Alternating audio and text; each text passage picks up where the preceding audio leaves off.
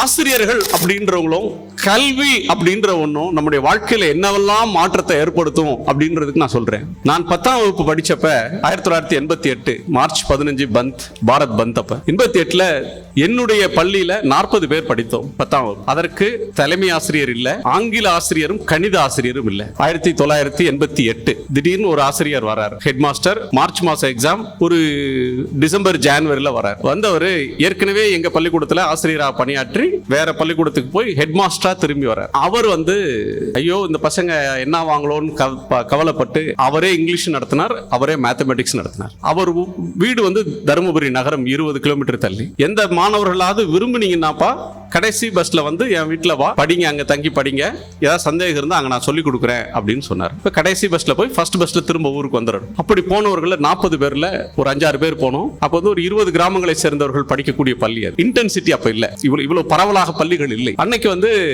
அந்த தேர்வில் 5 பேர் பாஸ் பண்ணோம், ஒரு ஊருக்கு ஒருத்தர். நான் அந்த தேர்வுல பாஸ் பண்ணேன். கணிதத்துல 98 மதிப்பெண் எடுத்தேன். நான் இப்ப நினைச்சு பார்க்கிறேன், அப்படி ஒரு ஆசிரியர் இல்லாமல் போயிருந்தால் நான் இந்த இடத்துல நின்று பேசக்கூடிய வாய்ப்பை பெற்றிருப்பேனா அப்படின்னு நான் நினைச்சு பார்க்கிறேன். ஒரு ஆசிரியர், ஒரு கல்வி நிறுவனம் நம் வாழ்க்கையில் என்னென்ன மாற்றங்கள் எல்லாம் ஏற்படுத்துது அப்படின்னு பாருங்க.